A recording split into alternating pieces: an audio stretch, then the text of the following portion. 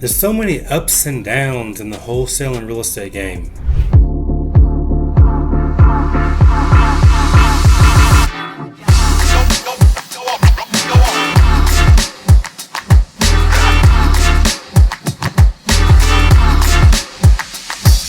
Hey, what's up, guys? My name is Graylan Stewart. I'm a wholesaler. We do it virtually nationwide, all day, every day. We also flip houses, and I do some buy and hold rentals as well. But today's video, I'm actually going to talk about the ups and the downs of wholesale and real estate. So obviously, a lot of people get in this because the money is good, right?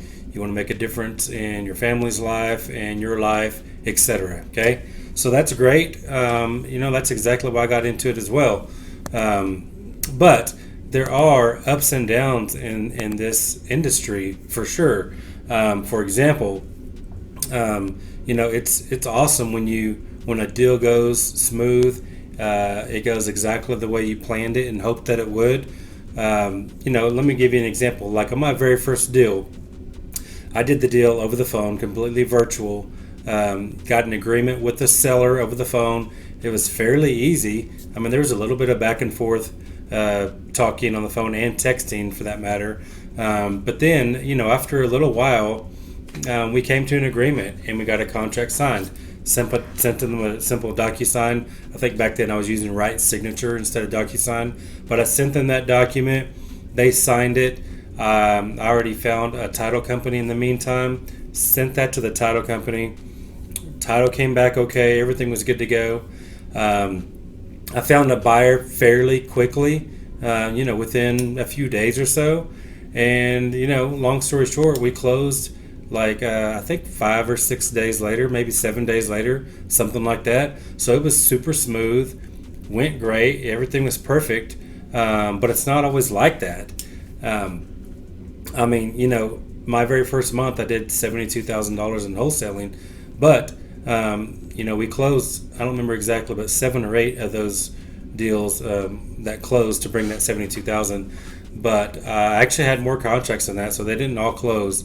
And that's the thing that a lot of people don't even realize. If you want to do, let's just say you want to do 10 deals a month, you want to close 10 deals a month, that means you probably have to get 12 to 15 contracts if you actually want to close on 10. Because you're always going to have title issues on certain deals. You might have seller issues where they end up backing out on you. You might have a buyer that backs out at the last minute and you run out of time and the seller's not willing to give you more time. There could be probate issues and you go through the whole process of probate. This happened to me on one deal. We did the whole probate deal for over a 12-month period. This particular house and the owner, the seller, they ended up having, I think, 13 heirs or something like that. But anyway, we went over 12 months through the probate process. Getting the deal was easy. We were getting a good deal on the property. We already had buyers lined up, but we couldn't really do anything while it was in probate. We did have, people that wanted it and that kind of thing. But ultimately, I was going to take it down myself and keep it as a rental because it was a good rental play for me. But long story short, we did that whole thing for more than 12 months.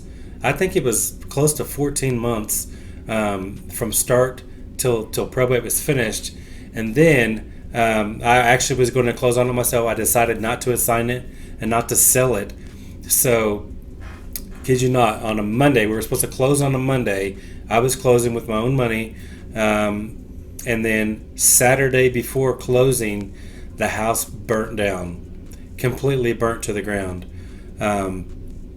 So unfortunately, the seller didn't have insurance.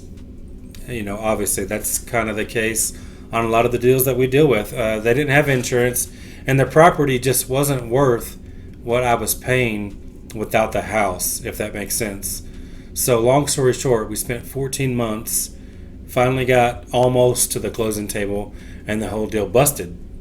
So it was done. But not only that, I probably would have done that, but also that same morning of closing, because I was actually debating it. Is it still worth?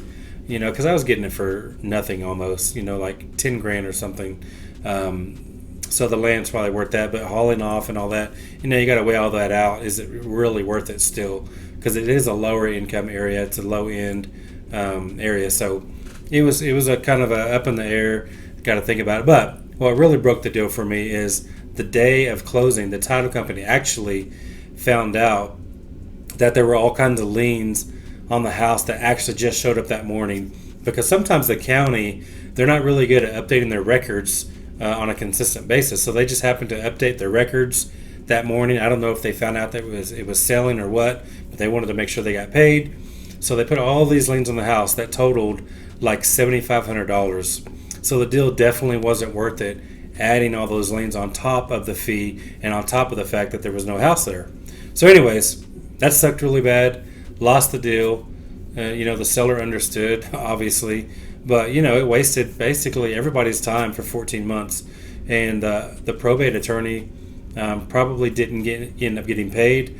I'm sure she put a lien on the seller's actual house, so if they ever sell that, she'll get paid eventually. But it is what it is. That was just a bad situation. But some of the ups are those easy deals, and that's what's cool is some of the deals that you think are going to be hard end up being the easiest deals you ever do. Some of the deals that you think are going to be super easy end up never closing. And also some of the biggest assignment fees that we get, it's such an easy process with those buyers. They're cool with you making 40, 50 grand sometimes. But then there's others that you're barely making anything on. You're making maybe 7 or 8,000, and the buyer's squeezing you for even more, where you end up making hardly anything. So that happens as well. So anyways, I'm just telling you about the ups and downs of this thing. Another good ups and downs scenario is in marketing. Obviously, I do a ton of marketing. I do almost every marketing channel there is. Only thing I don't do is billboards and TV. Pretty much everything I do or have done for sure. But what works today may not work tomorrow, and what worked last year doesn't necessarily work today. So that's a big thing. You have to learn how to mold and grow into new ideas. You always got to be conforming to whatever's working today. Obviously SMS and RVMs were super hot a couple of years ago, but now not so much. With the new regulations that came into play, those marketing methods are just not that great anymore. And not only that, is they're not really legal or allowed. You can still do them, do your own research on your area, but it is what it is. It was a booming way to do marketing for a while for tons of people nationwide, and now not so much, right? So that's just the way that works. Same thing with radio. When I first started radio, we did just in contracts, we did like 60,000 in the first 30 days because we got a lot of phone calls. Not a lot, but we got a couple of dozen phone calls probably. But now, I've been on there so long. I've been over a year on the radio now on 2 different stations in a local market, and we still get good leads, but you don't get a lot of them. We might get a handful of leads in a month. We still get a deal or two out of it, but it's just not as good as it was. I don't know if that's because they hear me over and over, or I need to change my message. So that's the point. You got to figure out why it's not as good as it was sometimes, or maybe sometimes, maybe it was really, really good initially. Maybe that was a fluke, or whatever. So you're always trying to figure these different things out. So that's why if you can build a team around you to do all the different aspects of your business so that you can focus on growing your business, that's the way to do it. And, and that's always a struggle too. Employee struggles, that's difficult. But when you find a really good employee, it's amazing. Like my number one acquisition manager works part-time, and she's been with me about 2 years now. And she is phenomenal and does an amazing job, and I'm super blessed to have her, and I let her know that all the time and try to give her different incentives as well. So you got to definitely take care of the ones that are doing a really good job. But it also sucks because I've gone through 4 or 5 other ones in the last 12 months, acquisition managers rather, is what I mean. And that was super painful, because not only does it cost you a lot of money to onboard somebody, but it costs you a lot of time. And if they don't work out, it's missed opportunities that you may or may not have had as well. So all those things come into play. That's why, they say, hire slow but fire fast. And that's exactly the reason, because you want to make sure you get the right people in place. And, and that's my fault. I thought I had the right people when I hired those people, and I ended up not. So that's always a struggle in my business, is getting the right people in the right seats. So that's definitely, ups and downs in this business. When you get somebody really good, it's amazing. When you get somebody that's kind of, sucking, they're bringing down the culture, or bringing down, profits is even worse. That's just the way it is. But anyways, there's a lot of highs and lows in this business. Like I said before in other videos, if it was easy, everyone would do it, right? Because you can make a lot of money. Now, is it worth it? Absolutely. I wouldn't change it for the world, because at the same time, what else can you do to make $1 million+ in a year, just from assigning contracts to people, right? With really minimal risk. The real only risk I have is in marketing dollars, and a lot of times, if you're just doing wholesaling, I'm sure you have risk in employees, but at the same time, most of the time we pay employees commission only, so there's not much risk in that either, just your time and marketing dollars. So otherwise, there's a lot of ups in this business, but there are the downs, the down times, which as long as you're prepared for those things, it's not that big a deal, but you got to know that they're coming. That's why I like to tell you the truth on my channel. A lot of times this business sucks real bad, but the pros outweigh the cons.